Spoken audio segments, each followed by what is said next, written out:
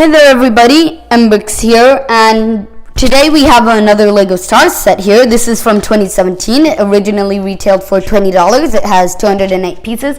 This is set number 75169, Duel on Naboo. It has 3 minifigures and this main sort of build.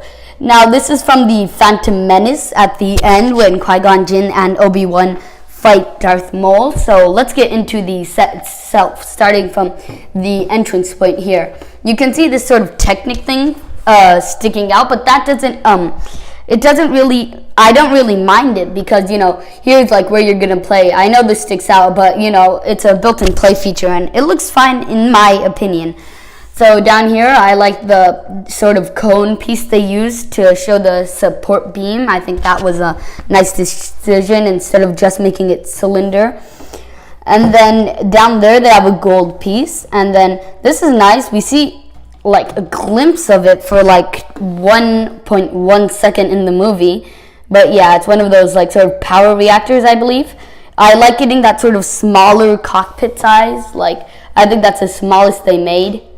Yeah, it can't lift up all the way either, but nice to get that piece anyway. So we have some room to fit figures here, probably 2 standing like this, and yeah, I think 2 standing like this as well would work.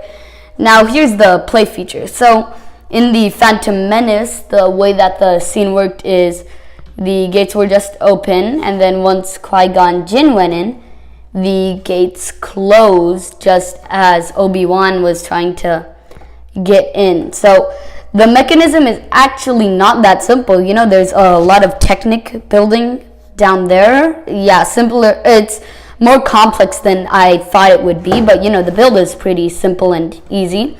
All you do is you push this to make them open and pull it to make them close. I think that it looks really cool, all closed up. Just that pleases me. I really like how that looks, how it closes and then how it opens. Yeah, that looks nice to me, and I do like the space here for Obi-Wan. So anyway, moving on, we are going to take a closer look at the figures later, but going to move those out of the way.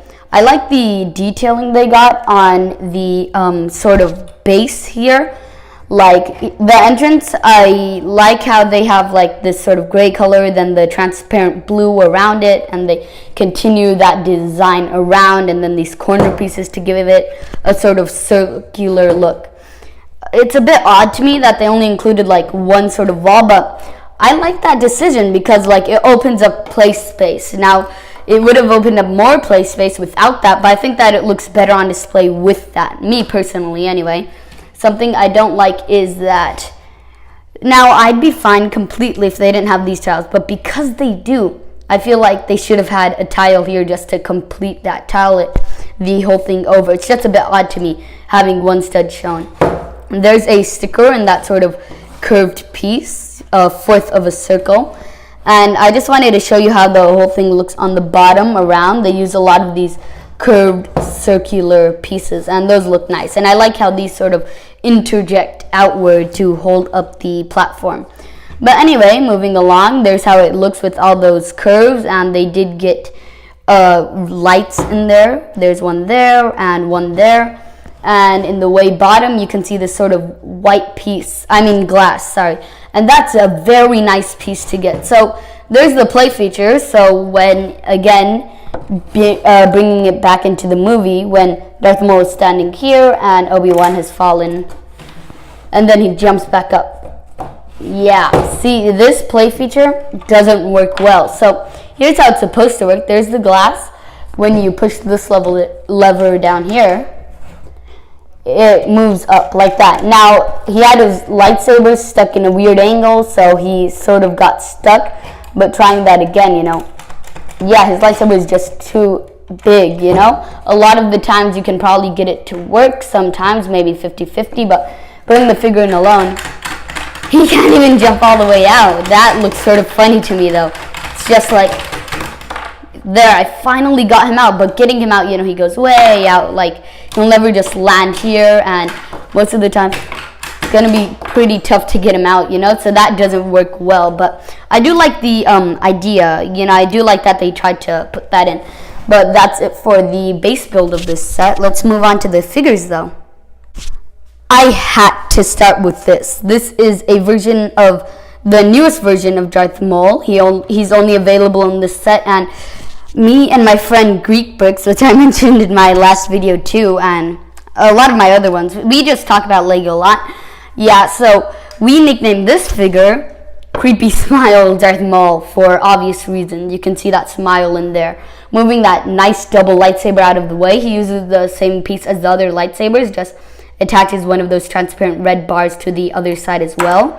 I like it in that chrome color. A lot of the recent 2018 ones have been flaking and stuff, but that's nice. I like the sort of subtle print that looks very accurate along the legs and torsos. They line up very nicely.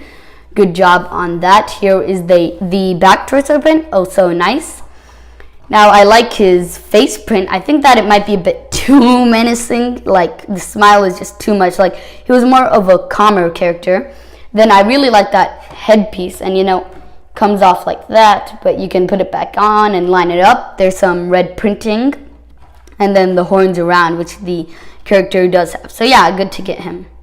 I'm sort of showing these figures in order of what I like best to least. Like, I love them all, but this is just my order of preference. So, the new Darth Maul was first, now Qui-Gon Jinn. We have been waiting for him as well, you know. We haven't had him for so long, plenty of years now. So, good to get him again. I like the sort of Jedi robes he's wearing, though on the legs, that doesn't look good at all. You know, it's supposed to continue on, but because it's not dual molded and they printed onto brown legs, which I think was the right decision not to make it dual molded, because, you know, it comes out from the front, but he is wearing brown pants. But if they are going to do that, they really have to give it the opacity. It's supposed to be that color right there on the torso, but it's not. It's just this sort of white, and because of the black, it looks gray. That just doesn't line up at all. And I believe that isn't supposed to be undershirt. I believe that is supposed to be his skin color, so what's going on there too? Nice to get the green lightsaber, and there's back printing, and that hairpiece is just so nice though, like the face print. But from the back, it sort of looks like a Wookiee. But moving that, here's the other face print, when a bit violent for Lego to do, but this is sort of the face he made when he was getting stabbed. I don't think he made this face any other time in the movie. But yeah, that's it for this figure. Here is young Obi-Wan Kenobi, not the first Obi-Wan Kenobi, but the youngest Obi-Wan Kenobi we saw. I like how they have the 3 different colors. There are 4, or even more than 4 if you watch the Clone Wars, colors of lightsaber. But they have, you know, the 3 basic main ones. We saw the red, the green, and now we're taking a look at the blue one with Obi-Wan. So here the legs are the same color as the torso, so that's why, you know, it doesn't look gray, but yeah, that looks pretty good. I think that is supposed to be undershirt, maybe, because, you know, both these figures have that, but I also feel like it's skin, or it should have been skin. Anyway, the torso prints are identical between the two. He just has the Padawan braid coming down, which all Padawans should have. There is the back torso printing, which is actually different from Qui-Gon Jinn's. Too bad a bit of his back face print shows, but it's stuck to the hairpiece. But here is that. It's when he's angry, probably when Qui-Gon Jinn has just died. It's a 1999 movie, so I'm not going to do spoilers or anything. Yeah, that hairpiece is just firm on there. But yeah, there's his regular face, and I like that sort of orangish color. It was the right decision. So yeah, that's it for the figures. So piece to part ratio is looking good. 200 pieces for $20. Good deal. The figures are amazing, all exclusive still, even in the year of 2017, and we've been waiting for 2 of them a long time, Qui-Gon Jinn and Obi-Wan, and then we were waiting less for this one, but nice to get the young Obi-Wan right there. And I do like the structure build for this one, you know? I think that it's pretty accurate. The gate sort of feature, I like that they've built it in. The power cord's accurate. I like the space before the gate. It's just so nice and fun to play with the gate. And then, you know, you can have a little battle on that, have someone fall, not bring up, you know, just jumping and trying to get up. But Overall, I have mixed feelings again on the set, just like the Yoda's Jedi Starfighter review. You can check that out. I think for $16 it would be worth it. The 3 figures, have a bit of play value with the set, but for $20, just playing with the set it's not, it's limited to what you can do. The double lightsaber is so long, so it's sort of hard to pose him up there. And then I love the doors so much that I'm sort of overlooking the problems in the set, but I am a reviewer, so I can't. So how he can jump up there, that just doesn't work. Though that is a nice piece, the play feature doesn't work. It's good that the effort was there, but it just doesn't work in the end.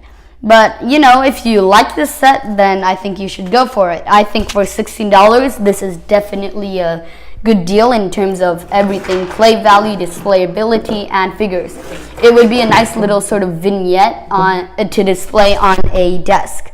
So yeah, that's it for this set review. I hope you like it. Please subscribe, leave a comment, and I'll talk to you again soon. Bye for now.